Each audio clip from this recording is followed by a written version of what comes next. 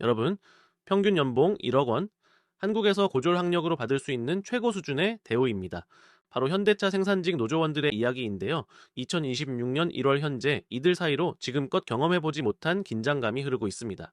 30년간 쌓아온 숙련 기술, 강력한 노조의 힘으로 지켜온 고용 안정성, 매년 오르는 임금, 이 모든 것이 단 하나의 발표로 흔들리기 시작했습니다. 자, 2026년 CES에서 현대차 그룹이 공개한 계획, 바로 보스턴 다이내믹스의 휴머노이드 로봇 아틀라스를 2028년부터 자동차 공장에 본격 투입한다는 것이었습니다. 과거의 산업용 로봇과는 차원이 다릅니다. 아틀라스는 단순 반복 작업이 아니라 인간의 동작 자체를 대체합니다. 50kg 무게의 부품을 들어 올리고 시속 9km로 이동하며 좁은 공간에서 정밀 조립을 수행합니다.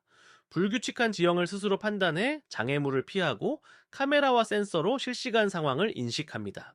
더 놀라운 건 이 로봇이 4시간 작동 후 단 3분 만에 배터리를 교체해 24시간 쉬지 않고 일할 수 있다는 점입니다. 한국 최고 대우를 받던 현대차 생산직, 과연 이들의 미래는 어떻게 될까요? 오늘은 현대차가 아틀라스에 투자하는 진짜 이유와 연봉 1억 원 생산직의 몰락 위기에 대해 깊이 있게 살펴보겠습니다. 시작하기 전에 구독과 좋아요는 카툰형제학에 대한 여러분의 사랑입니다. 먼저 현대차 생산직이 왜 귀족노조라 불리는지부터 알아볼까요? 2024년 기준 현대차 생산직의 평균 연봉은 9천만 원에서 1억 원 수준입니다. 여기에 각종 복지 혜택까지 포함하면 실질 보상은 훨씬 더 높습니다. 고졸 학력으로 입사해서 정년까지 일하면은 평생 수십억 원을 벌 수 있는 구조입니다. 현대차 울산 공장 인근 부동산이 비싼 이유도 바로 이 때문입니다. 안정적인 고소득이 보장되니 집값도 따라 오르는 것이죠. 이들은 어떻게 이런 대우를 받게 됐을까요? 강력한 노조의 교섭력 덕분입니다. 매년 임금 협상 테이블에서 회사와 치열하게 싸워 임금 인상과 복지 확대를 이끌어냈습니다. 파업도 마다하지 않았죠. 2025년 9월에도 임금 인상과 정년 연장을 요구하며 부분 파업을 진행했습니다. 현대차 노조의 역사는 곧 한국 노동운동의 역사라고 해도 과언이 아닙니다. 하지만 비판도 만만치 않았습니다. 귀족노조라는 말이 나온 이유는 이들의 높은 임금이 결국 자동차 가격에 반영되고 소비자 부담으로 이어진다는 지적 때문입니다. 또한 협력사 노동자들은 훨씬 낮은 임금을 받는데 현대차 본사 노조만 과도한 대우를 받는다는 불만도 있었습니다. 같은 현대차 차를 만들어도 협력사 노동자는 연봉 4천만 원, 본사 노동자는 1억 원이라는 현실이 공정한가에 대한 논란이 끊이지 않았습니다. 자, 그럼에도 현대차 생산직 노조는 흔들리지 않았습니다. 고용 안정성은 확고했고 회사도 이들 없이는 생산이 불가능했으니까요. 하지만 2021년 상황을 바꿀 결정적 사건이 발생합니다. 2021년 현대차그룹이 보스턴 다이내믹스를 11억 달러, 한화로 약 1조 3천억 원에 인수했습니다. 보스턴 다이내믹스는 세계 최고 수준의 로봇 기술을 보유한 회사로 특히 휴머노이드 로봇 아틀라스로 유명합니다. 이 회사는 원래 MIT에서 시작된 연구 프로젝트였고 구글이 한때 소유했다가 소프트뱅크를 거쳐 현대차로 넘어왔습니다. 당시만 해도 대부분의 사람들은 이 인수를 미래 기술 투자, 연구 목적으로 받아들였습니다. 설마 당장 자동차 공장에 투입하겠어? 그냥 기술력 확보 차원이겠지? 이런 반응이었죠. 실제로 현대차 측도 로봇 기술의 미래 가능성을 보고 투자했다며 당장의 실용화 계획은 언급하지 않았습니다. 하지만 2026년 1월 CES에서 현대차 그룹은 충격적인 발표를 합니다. 아틀라스를 2028년부터 미국 조지아 메타 플랜트에 본격 투입한다는 계획이었습니다. 처음에는 부품 정렬 같은 단순 업무부터 시작해서 2030년에는 조립 등 더 복잡한 작업으로 확대한다는 로드맵까지 공개했습니다. 5년 동안 조용히 기술을 다듬어온 현대차가 드디어 칼을 빼든 순간이었습니다. 이 발표가 나오자 현대차 노조는 즉각 반발했습니다. 고용보장협약 없는 자동화는 절대 받아들일 수 없다는 입장을 밝혔죠. 하지만 회사 측의 입장은 단호했습니다. 자, 글로벌 경쟁에서 살아남기 위한 불가피한 선택이라는 것이었습니다. 현대차 경영진은 테슬라, BYD 같은 경쟁사들의 공격적인 자동화 전략을 보며 위기감을 느끼고 있었습니다. 왜 현대차는 이런 선택을 했을까요? 그 배경에는 전기차 전환이라는 거대한 변화가 있습니다. 내연기관 자동차와 전기차의 차이를 먼저 이해해야 합니다. 내연기관 자동차는 엔진, 변속기 등 복잡한 기계 장치로 이루어져 있습니다. 자, 부품 수만 약 3만 개, 엔진 조립만 해도 200개 이상의 공정이 필요합니다. 피스톤, 크랭크축, 캠축, 밸브, 점화 플러그 등 수많은 부품들이 정밀하게 맞물려 돌아가야 합니다. 반면 전기차는 훨씬 단순합니다. 부품 수는 약 1만 5천 개로 내연기관 대비 절반 수준입니다. 엔진 대신 모터가 들어가는데 모터는 고작 20개 공정이면 조립이 끝납니다. 조립 공정 전체로 보면 약 30% 단순화됩니다. 변속기도 필요 없고 머플러, 촉마에 변환기 같은 배기 시스템도 사라집니다. 전기차는 말 그대로 배터리, 모터, 인버터로 끝나는 심플한 구조입니다. 이게 무엇을 의미할까요? 필요한 인력이 대폭 줄어든다는 뜻입니다. 엔진 조립에 투입되던 수천 명의 노동자가 더 이상 필요 없어집니다. 변속기 공정도 마찬가지입니다. 전기차에는 변속기가 없으니까요. 테슬라 기가팩토리를 보면 같은 생산량을 달성하는데 전통적 자동차 공장보다 훨씬 적은 인원이 일합니다. 여기에 휴머노이드 로봇까지 결합되면 어떻게 될까요? 남아있는 조립 공정마저 로봇으로 대체될 수 있습니다. 이것이 현대차 노조가 두려워하는 진짜 이유입니다. 전기차 전환만으로도 일자리가 줄어드는데 거기에 로봇까지 더해지면 대규모 구조조정이 불가피해집니다. 그렇다면 아틀라스는 정확히 무엇을 할 수 있을까요? 첫째, 무거운 물건을 들 수 있습니다. 최대 50kg까지 가능하죠. 자동차 부품 중에는 무거운 것들이 많습니다. 엔진 블록, 배터리 팩, 셰시 부품 등 이런 것들을 사람이 들면 허리 부상 위험이 크지만 로봇은 그런 걱정이 없습니다. 실제로 자동차 공장에서 가장 많이 발생하는 산업재해가 바로 중량물 취급 과정에서 생기는 근골격계 질환입니다. 둘째, 정밀하게 움직입니다. 360도 회전하는 관절 덕분에 인간보다 더 정교한 작업이 가능합니다. 좁은 공간에서 복잡한 각도로 부품을 조립해야 하는 경우 사람은 몸을 비틀고 무리한 자세를 취해야 하지만 로봇은 자유롭게 움직입니다. 사람이라면 손이 닿기 어려운 차체, 내부 깊숙한 곳도 아틀라스는 쉽게 접근할 수 있습니다. 셋째, 스스로 판단합니다. 카메라와 센서로 주변 상황을 실시간 인식하고 AI가 최적의 동작을 결정합니다. 장애물이 있으면 피해서 가고 부품이 제대로 조립됐는지 스스로 확인합니다. 과거 산업용 로봇은 정해진 프로그램대로만 움직였지만 아틀라스는 상황에 맞춰 즉석에서 판단하고 대응합니다. 이것이 진짜 게임 체인저입니다. 넷째, 24시간 가동됩니다.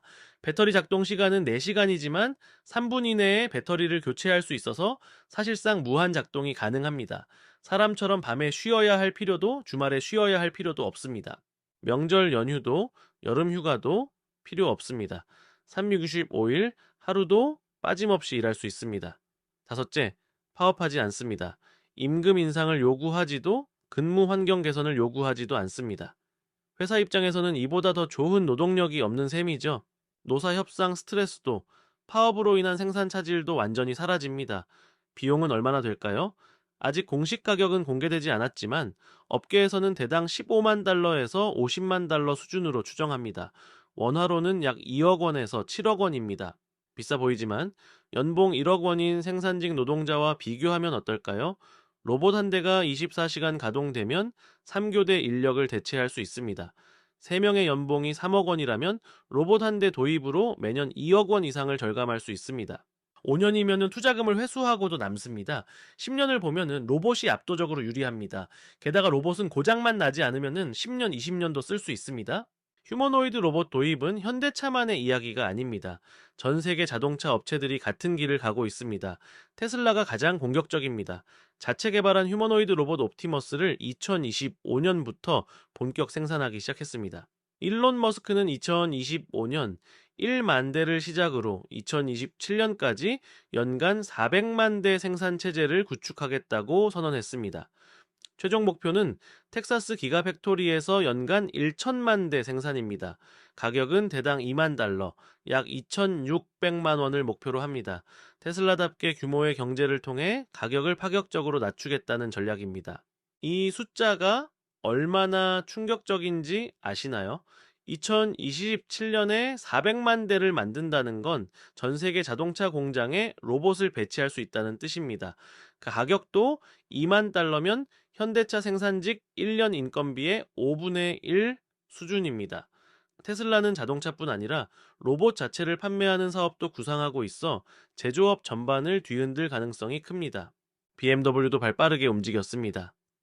피규어 AI라는 휴머노이드 로봇 회사와 협력해서 미국 사우스캐롤라이나 주 스파르탄버그 공장에 로봇을 투입했습니다. 2024년 중반부터 시범 운영을 시작해 2025년 10월부터는 본격 운영 중입니다. 11개월간 약 3만 대의 BMW X3 생산에 기여했다고 합니다. BMW가 선택한 스파르탄버그 공장은 미국 최대 자동차 수출 공장으로 여기서의 성공 사례가 전 세계 BMW 공장으로 확산될 예정입니다. BMW는 인력 감축이 아니라 재배치라고 강조합니다. 로봇이 힘든 일을 하면은 사람은 더 가치 있는 일에 집중할 수 있다는 논리죠. 하지만 실제로는 신규 채용을 중단했습니다. 자연 감소로 인력을 줄이는 전략인 셈입니다. 결과적으로는 인력 감축이지만 점진적으로 진행해 사회적 충격을 최소화하겠다는 계산입니다. 도요타는 조금 다릅니다. 자체 개발 휴머노이드 THR3를 아직 연구 단계에 유지하며 인간과 로봇의 협업을 강조합니다. 하지만 실제로는 협동 로봇 코봇을 적극 도입하며 생산직 비중을 점진적으로 줄이고 있습니다. 겉으로는 옹언하지만 속으로는 같은 방향으로 가고 있는 것이죠. 도요타의 이런 접근은 일본 특유의 점진적 변화 문화를 반영한 것으로 급격한 충격보다는 천천히 확실하게 전환하는 전략입니다. 한국 기업들도 예외가 아닙니다. 삼성전자는 휴머노이드 로봇 개발을 적극 추진 중이며 LG전자는 물류센터에 자체 개발 로봇을 배치했습니다. 제조업 전반에서 사람을 대체하는 로봇이 현실이 되고 있습니다. 삼성은 레인보우 로보틱스라는 휴머노이드 전문 기업에 대규모 투자를 단행했고 SK도 관련 기술 확보에 나섰습니다. 그렇다면 현대차는 왜 이렇게 서둘러 아틀라스를 도입하려는 걸까요? 현대차의 계산법을 들여다봅시다. 첫 번째 계산, 인건비입니다. 2024년 현재 현대차 국내 생산직은 약 5만 명입니다. 평균 인건비가 9천만 원에서 1억 원이라면 연간 인건비 총액은 4조 5천억 원에서 5조 원입니다. 어마어마한 금액이죠. 현대차 전체 영업이익의 상당 부분이 인건비로 나가는 구조입니다. 테슬라 상하이 공장과 비교해 볼까요? 상하이 공장 생산직의 평균 연봉은 약 1천만 원 수준으로 추정됩니다. 현대차의 10분의 1입니다. 같은 생산량을 달성하는데 인건비가 10배 차이 난다면 글로벌 경쟁에서 이길 수 있을까요? 특히 전기차 시장에서 가격 경쟁이 치열해지는 상황에서 이 인건비 차이는 치명적입니다. 두 번째 계산, 생산성입니다. 사람은 하루 8시간 일하고 쉬어야 하지만 로봇은 24시간 가동됩니다. 실수도 덜하고 품질도 일정합니다. 컨디션에 따라 작업 속도가 달라지는 일도 없습니다. 월요병도 없고 금요일 오후에 집중력 저하도 없습니다. 항상 100% 성능을 발휘합니다. 이는 품질 균일성 측면에서도 엄청난 장점입니다. 세 번째 계산, 노사 분쟁 리스크입니다. 현대차는 매년 임금 협상 시즌마다 평균 15일 이상 부분 파업을 겪습니다. 이로 인한 생산 차질은 연간 수천억 원에 달할 것으로 추정됩니다. 로봇은 파업하지 않습니다. 회사 입장에서 이보다 확실한 안정성이 어디 있겠습니까? 특히 글로벌 공급망이 점점 복잡해지는 상황에서 예측 가능한 생산 일정은 필수적입니다. 네 번째 계산, 미래 대비입니다. 전기차로 전환되면서 내연기관 관련 인력은 어차피 줄어들 수밖에 없습니다. 지금 구조조정을 하지 않으면 나중에 더 큰 충격이 올 수 있습니다. 로봇을 먼저 도입해서 점진적으로 전환하는 게 낫다는 판단입니다. 급격한 변화보다는 천천히 준비하면서 충격을 분산시키겠다는 전략이죠. 현대차의 계획은 구체적입니다. 2028년 조지아 메타플랜트에서 아틀라스를 부품 정렬 업무부터 투입합니다. 이 공장의 목표는 연간 3만 대 생산인데 처음부터 로봇 중심 공정으로 설계됩니다. 2030년에는 조립 등 더 복잡한 작업으로 확대합니다. 조지아 공장은 말하자면 미래 공장의 실험실인 셈입니다. 미국에서 성공하면 다음은 당연히 한국입니다. 울산 아산 공장에도 같은 방식을 적용할 가능성이 큽니다. 그렇게 되면은 현재 5만 명 생산직 중 상당수가 영향을 받을 수밖에 없습니다. 현대차 경영진은 이미 10년 후, 20년 후의 공장 모습을 그리고 있습니다. 현대차 생산직의 위기는 사실 한국 제조업 전체의 위기를 보여주는 축소판입니다. 2025년 기준 한국 제조업은 전체 고용의 15.5%를 차지합니다. 이게 역대 최저 수준입니다. 한때 20%를 넘었던 제조업 고용 비율이 계속 떨어지고 있는 것이죠. 2025년 한 해에만 제조업에서 7만 3천 개 일자리가 사라졌습니다. 이는 2019년 이후 최대 규모의 감소입니다. 매달 6천 개 이상의 제조업 일자리가 사라지고 있다는 뜻입니다. 자동차 산업은 제조업의 핵심입니다. 직간접 고용이 약 80만 명에 달합니다. 현대차 본사뿐 아니라 협력사, 부품사까지 합치면 수십만 가구의 생계가 걸려 있습니다. 현대차 노조가 흔들리면 연쇄 타격이 불가피합니다. 울산, 아산, 전주 같은 자동차 도시 전체의 경제가 타격을 받을 수 있습니다. 더 큰 문제는 대안이 없다는 점입니다. 생산직에서 밀려난 사람들이 갈 곳이 없습니다. 현대차 생산직은 대부분 40대 후반에서 50대, 학력은 고졸, 경력은 제조 현장에 집중되어 있습니다. 이들에게 IT 업종으로 전환하세요, 서비스업으로 가세요라고 하는 건 현실적이지 않습니다. 30년간 용접만 하던 사람에게 갑자기 코딩을 배우라고 할 수는 없는 노릇입니다. 정부 대책도 미흡합니다. 고용노동부는 재직자 훈련 지원을 내세우지만 연간 예산이 3천억 원 수준입니다. 수십만 명이 영향받을 수 있는 대규모 구조조정을 감당하기엔 턱없이 부족한 금액입니다. 1인당 100만 원도 안 되는 지원으로 무엇을 할 수 있을까요? 산업통상자원부는 미래차 전환 지원을 강조하지만 구체적 고용 대책은 없습니다. 전기차 배터리 공장을 짓는다, R&D 센터를 만든다, 이런 계획은 있지만 기존 생산직 노동자들이 거기서 일할 수 있는지는 의문입니다. 배터리 공장도 고도로 자동화되어 있어서 필요한 인력이 많지 않고 R&D는 고학력 인력이 필요하니까요. 노조도 딜레마에 빠졌습니다. 무조건 반대만 할 수는 없습니다. 그러면은 회사가 해외로 공장을 옮길 수 있고 결과적으로 고용이 더 줄어들 수 있습니다. 하지만 자동화를 수용하면 조합원들이 반발합니다. 우리 일자리를 포기하는 거냐는 비난이 쏟아집니다. 노조 지도부는 어떤 선택을 해도 비판받을 수밖에 없는 상황입니다. 현대차 노조는 고용보장협약 없는 자동화는 반대한다는 원칙을 세웠습니다. 하지만 회사는 글로벌 경쟁에서 살아남으려면 불가피하다는 입장입니다. 자, 둘 사이의 간극이 좁혀질 기미가 보이지 않습니다. 협상 테이블은 열려 있지만 서로의 요구가 너무 달라서 합의점을 찾기 어려운 상황입니다. 앞으로 상황은 어떻게 전개될까요? 크게 세 가지 시나리오를 생각해 볼 수 있습니다. 첫 번째 시나리오, 급진적 자동화입니다. 기업이 경쟁력 확보를 최우선으로 빠르게 로봇을 도입합니다. 노동자들은 대규모로 재배치되거나 퇴출됩니다. 단기적으로 사회적 충격이 크지만 기업 경쟁력은 빠르게 회복됩니다. 미국 제조업이 1980년대에 걸었던 길입니다. 미국은 일본 자동차에 밀리자 대대적인 자동화에 나섰습니다. 수십만 명의 자동차 노동자가 일자리를 잃었고 디트로이트 같은 자동차 도시는 황폐화됐습니다. 하지만 살아남은 기업들은 더 강해졌고 새로운 일자리도 생겨났습니다. 다만 그 과정에서 엄청난 사회적 갈등과 고통이 있었습니다. 범죄율이 치솟고 마약 문제가 심각해졌으며 지역 경제가 붕괴했습니다. 미국이 그 상처에서 완전히 회복하는 데는 20년 이상이 걸렸습니다. 두 번째 시나리오, 점진적 전환입니다. 노사가 협의를 통해 자동화 속도를 조절합니다. 재교육과 재배치를 병행하며 연착륙을 시도합니다. 사회적 충격은 줄어들지만 경쟁력 회복 속도는 느립니다. 독일과 일본이 선택한 방식입니다. 독일은 공동결정제라는 제도가 있습니다. 노사가 함께 경영에 참여하고 자동화 계획도 공유합니다.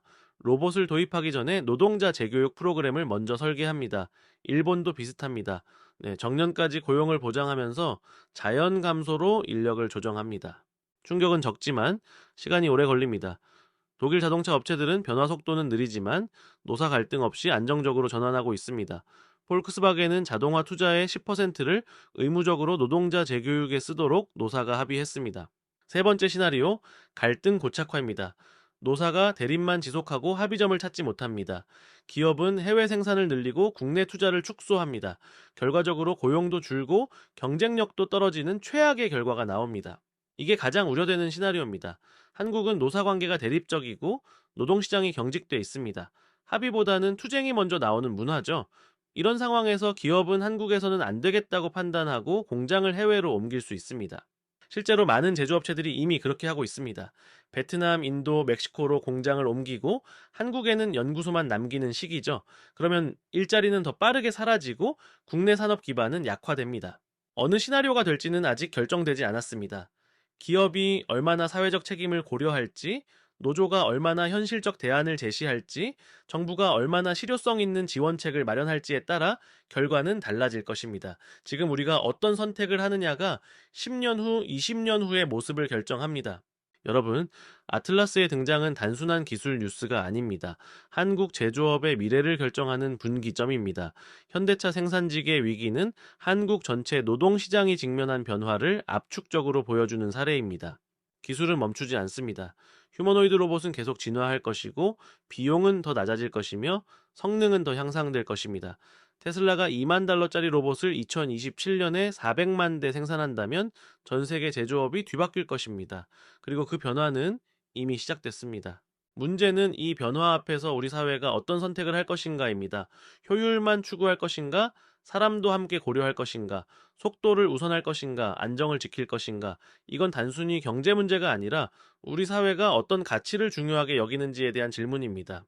연봉 1억 원을 받던 현대차 생산직도, 협력사에서 일하는 수십만 노동자도 결국은 우리 이웃이고 가족입니다. 이들의 삶이 하루아침에 무너지는 것을 그냥 지켜볼 것인가, 아니면 함께 해법을 찾을 것인가. 로봇이 사람 일자리를 대체하는 건 막을 수 없지만 그 과정을 어떻게 관리하느냐는 우리의 선택입니다. 답은 우리 모두가 함께 만들어가야 합니다. 기업도, 노조도, 정부도, 그리고 우리 국민 모두가 이 문제를 진지하게 고민해야 할 때입니다. 지금 우리가 내리는 결정이 대한민국 제조업의 미래를 결정할 것입니다. 오늘 영상이 여러분의 생각에 도움이 되었다면 구독과 좋아요 부탁드립니다. 다음에도 더 유익한 경제 이야기로 찾아뵙겠습니다. 감사합니다.